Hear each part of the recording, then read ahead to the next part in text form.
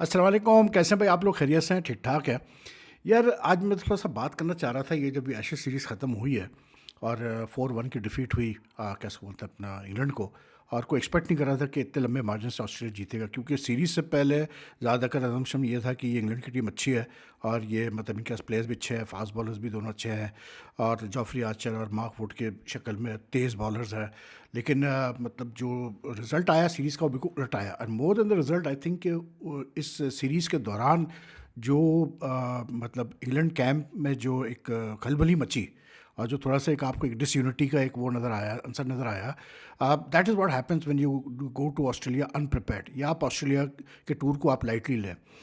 India last year गया था, India भी 3-1 हारा, लेकिन इंडिया ने बेटर फाइट पुटअप की बाय ऑल अकाउंट्स, ठीक है। But they also went अनप्रिपेयर्ड in many ways and they also took lightly, they also took Australia lightly in the sense कि वो क्योंकि 2 सीरीज़ पहले जीते थे, 2018-19 में और फिर 2021-22 में, तो वो भी इसी चक्रों में मारे गए। लेकिन एक एक मतलब एक कमाल चीज़ ये है कि यार, I just want to know, इस पे अगर हम मतलब टीमें जितनी भी हैं, आई मीन आप टॉप टीम कब बनते हैं? आप टॉप टीम उस वक्त बनते हैं जब आप जो है कैसे बोलते हैं अपना, when you are able to win matches everywhere, generally everywhere, and Australia is considered the final frontier. अगर आप सब कॉन्टिनेंट की बात करते हैं तो इंडिया में जीतना ज़रूरी है।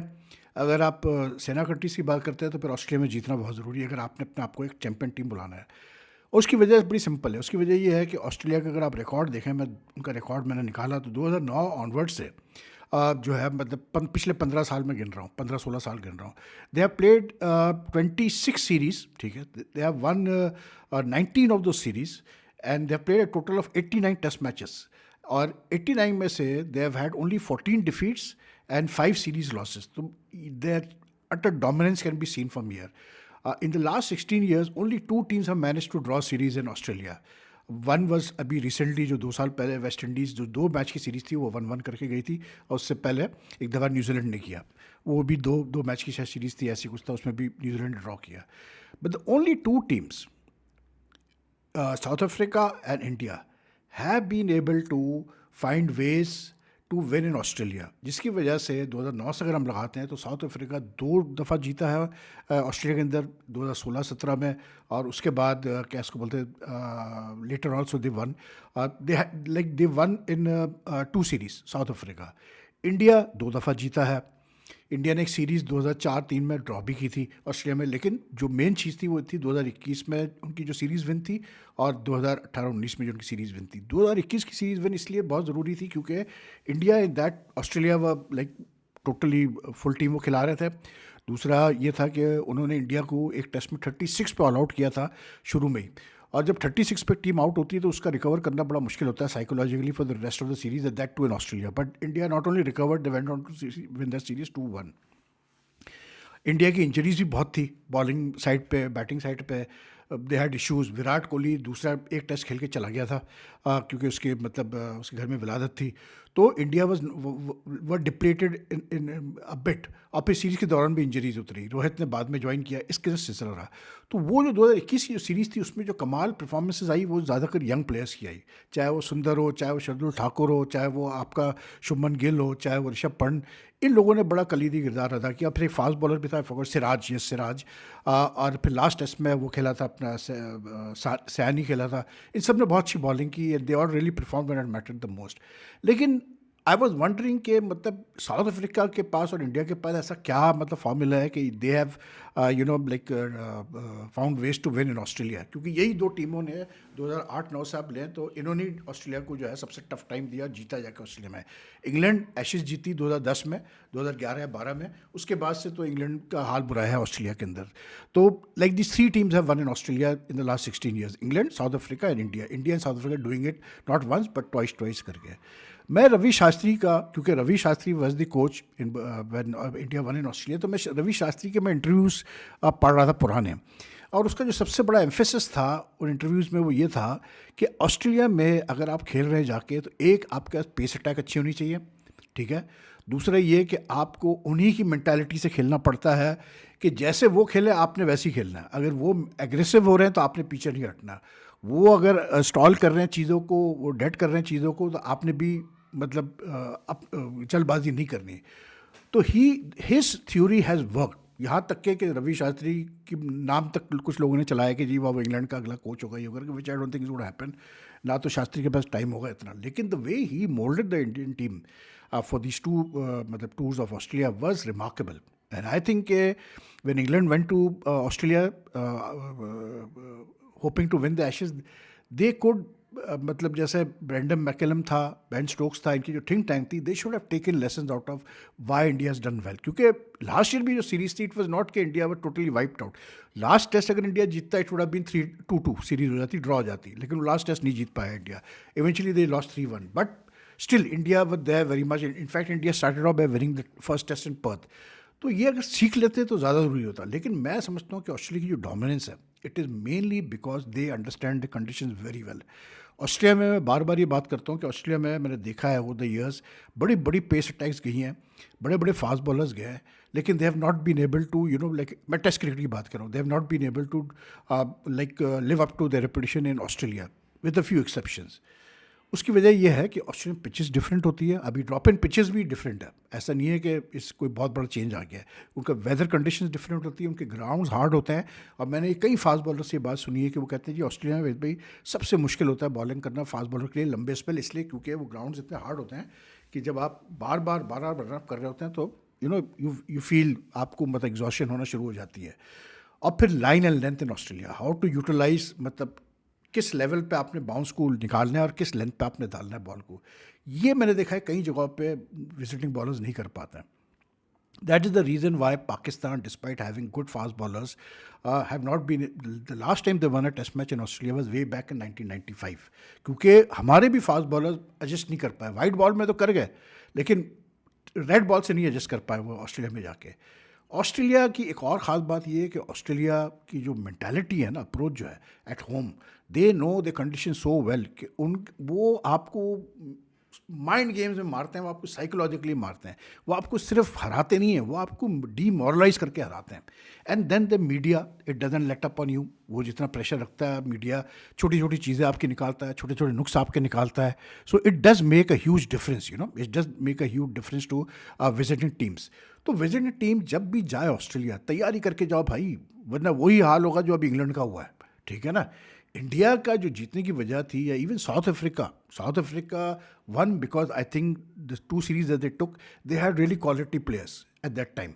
मतलब आप उठा के उंगली पे गिन लें तो कैलिस ले लें, या स्मिथ ले लें, या आमला ले लें, या आपका कैसे बोलते हैं एबी डिविलियर्स ले लें, ये सारे quality players.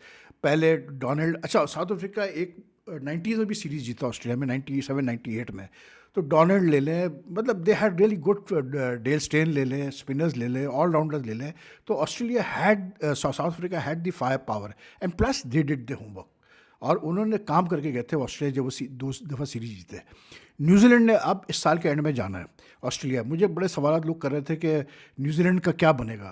New Zealand in the last tour वो wiped out 3-0 by Australia, but before that whenever they have gone to Australia they have put up a fight to Australia, इसमें कोई शक नहीं। लेकिन they have not been able to like do really well in Australia, like India and South Africa have found ways to win in Australia. India का जो मैं समझता हूँ कि जो सक्सेस की रीज़न थी वो ये थी कि जैसे शास्त्री ने कहा भी, कि मैंने प्लेयर्स को कहा था कि भाई आप फुल एग्रेसिव क्रिकेट खेलो, ये गाली देते हैं आप भी गाली दो, ये स्लेजिंग करते हैं आप भी स्लेजिंग करो, ये जो करते हैं आपने वही रिपीट करना है, आपने पीछे नहीं हटना है। And I think the very fact that because they had young players का एक फ़ायदा बड़ा ज़रूर ये होता है कि वो एक्सपीरियंस में तो कमी होती है, लेकिन क्योंकि वो पहले खेले नहीं होते इन कंडीशंस में, उनको नहीं पता होता कि यहाँ कल्चर क्या है, इस ग्राउंड का क्या कंडीशन है, तो they carry that extra bit of confidence. और यंगस्टर्स में यूथ का तो जो एग्जिब्यूरेंस है, और जो एक वो होता है ना कि मतलब एरोगेंस होती है यूथ की, वो अपनी जगह। तो आई थिंक वो भी एक रीज़न था।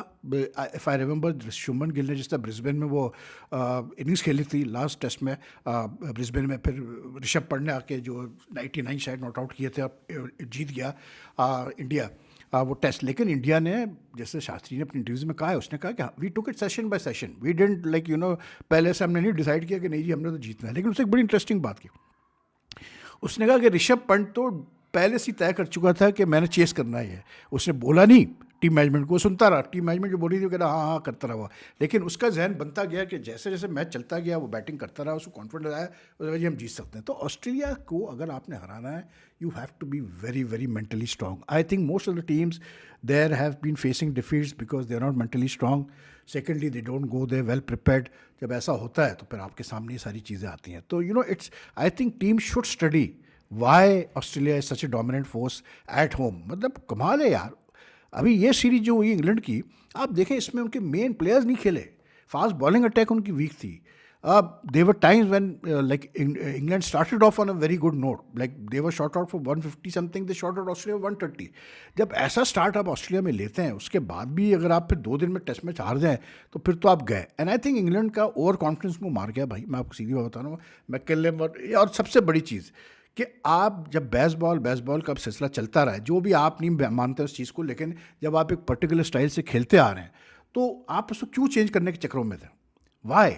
You should have maintained that same sort of tempo throughout the series. You should have met aggression with aggression.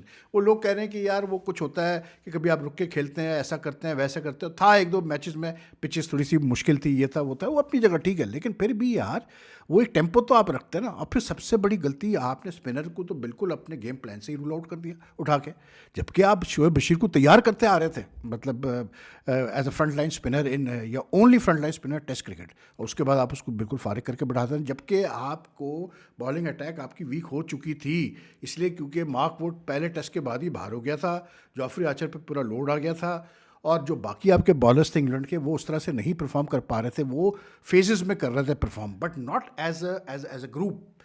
Australia में कोई भी fast bowling spin bowling attack होता है, फास्ट बॉलिंग खास करके, when they operate in a group.